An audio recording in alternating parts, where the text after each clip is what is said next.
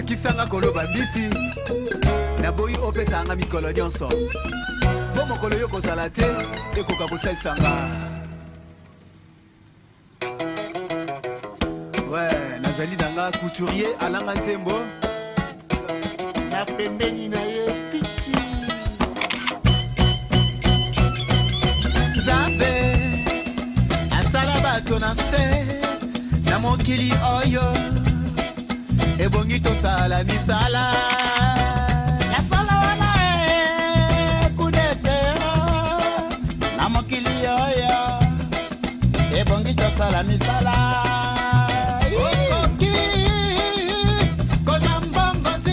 Aviation Sans Frontières est une ONG française qui a été créée en 1980 et qui, depuis une trentaine d'années, utilise l'aviation et le secteur aéronautique pour mener des activités humanitaires et sociales, aussi bien à l'étranger qu'en France.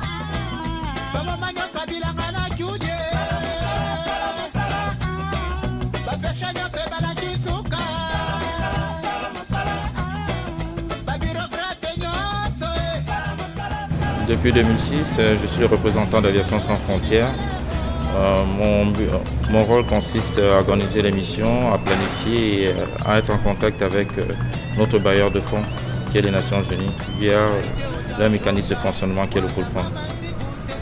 Nous participons à une mission de riposte organisée par les Nations Unies. Donc, je crois que vous l'avez constaté, du nord au sud, de l'est à l'ouest, il n'y a pas de route.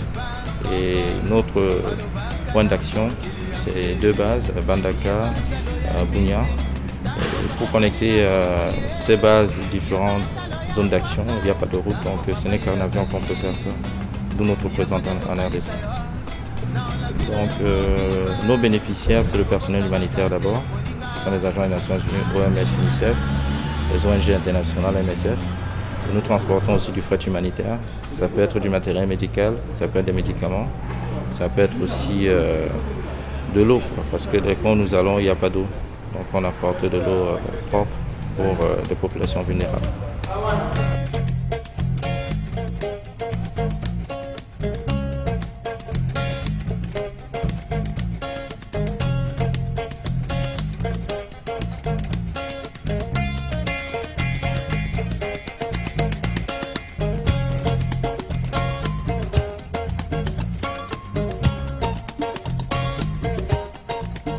Je suis M. Tchitchingombele, de nationalité congolaise, et je suis le chef de base de l'Aviation Sans Frontières France en Bandaka.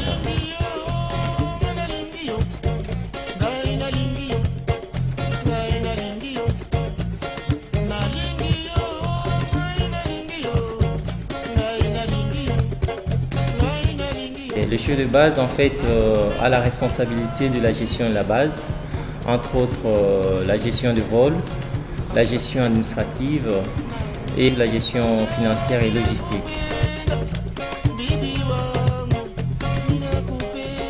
Et les activités d'ASF sont organisées en routing.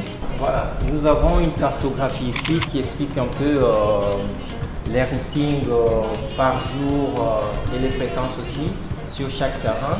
Et par province, parce que nous opérons aussi en province orientale. On a le jaune qui prend en compte Gwende et Djolou, Bokungu, Ikela et retour en Bandaka. Et là, c'est chaque mardi de la semaine.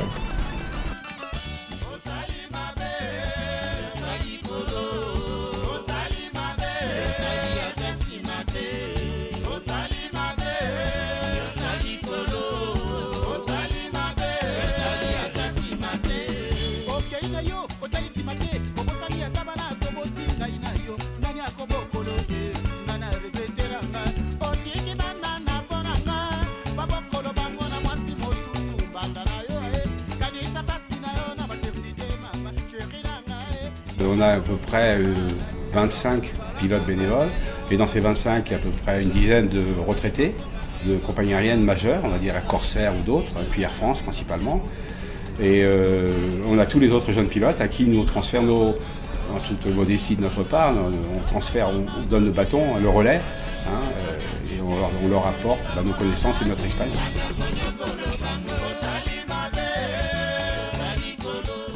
Il se trouve que Dans notre métier, on est habitué à faire un certain nombre de choses.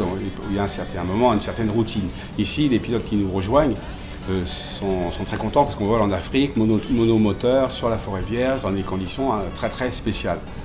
Et effectivement, ces missions-là sont un peu routinières parfois, mais il nous est arrivé d'avoir des choses assez extraordinaires. Notamment, moi j'ai été confronté au transport de 4 tonnes de pousses de manioc.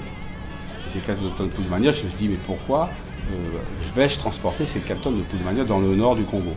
On m'a dit parce qu'en pirogue c'est 3 jours, et si au bout de 3 jours on n'a pas réussi à les humidifier en permanence, elles vont pourrir.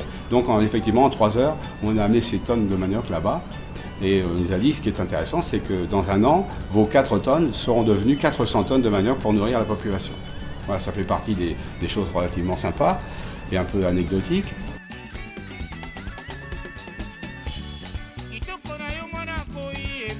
Et puis d'autres événements plus difficiles que les pilotes vivent avec beaucoup d'émotion. Il y a un an maintenant, il y a eu un jeune garçon de 8 ans qui s'est fait racketter par un garçon de 12 ans et qui avait à sa disposition un revolver. Et comme il n'a pas pu, l'autre n'avait pas d'argent, il lui a tiré une balle dans la tête. Et nous, on a été appelés au secours. Aucune compagnie de Bandaka ne voulait faire le vol. Donc c'est nous qui l'avons fait. Et on a sauvé ce garçon, on l'a amené à Kinshasa de nuit, le soir, de nuit à l'hôpital. Et depuis, il est toujours vivant.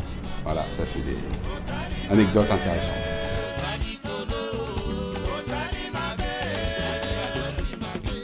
Donc aujourd'hui, nous sommes sur la base de Kinshasa-Ndolo, sur l'aéroport de Kinshasa-Ndolo, où nous avons un atelier de maintenance pour les avions d'aviation sans frontières.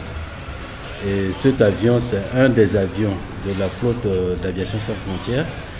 C'est un caravane de type 208, un Cessna caravane de type 208, d'une capacité de 11 places, dont 9 passagers et 2 pilotes pour l'exploitation de l'aviation sans frontières.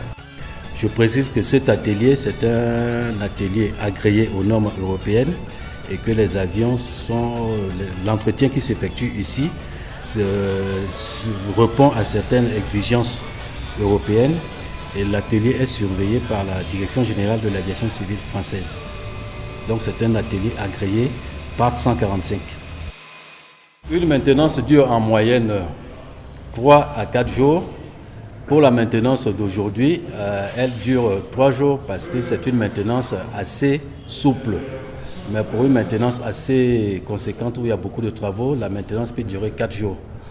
Nous avons donc sur une opération de maintenance en moyenne 4 mécaniciens, dont un mécanicien de l'atelier avec lequel nous sommes en contrat de maintenance et 3 mécaniciens bénévoles intégrés, mis à la disposition de l'atelier de maintenance avec lequel nous sommes en contrat.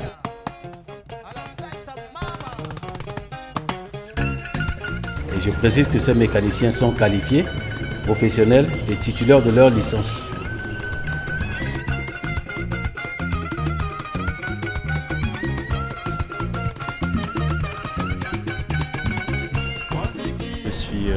Donc mécanicien bénévole pour Aviation Sans Frontières.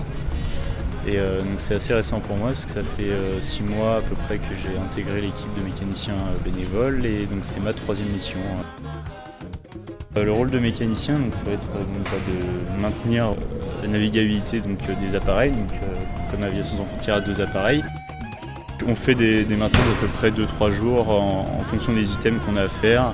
Ça va être des items à changer pour potentiel, des inspections, ce qu'on va découvrir et changer par la suite. On essaye d'anticiper au maximum justement pour que l'avion puisse voler sans ennui justement jusqu'à la prochaine visite.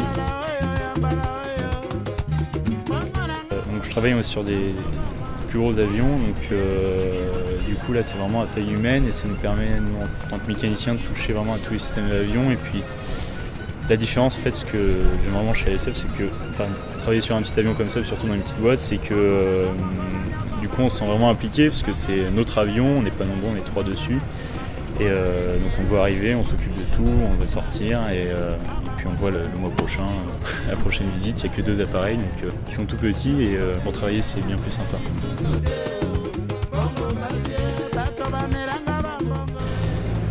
Faire de l'humanitaire, c'est quelque chose aussi qui me tenait à cœur. Et quand j'ai pris connaissance de l'existence d'Aviation sans frontières, je me suis intéressé à cette association. Et du coup, je me suis enrôlé dans l'association pour faire partie des équipes. Et donc, je trouvais ça vraiment génial de pouvoir allier ma passion avec une noble cause telle que celle d'Aviation sans frontières.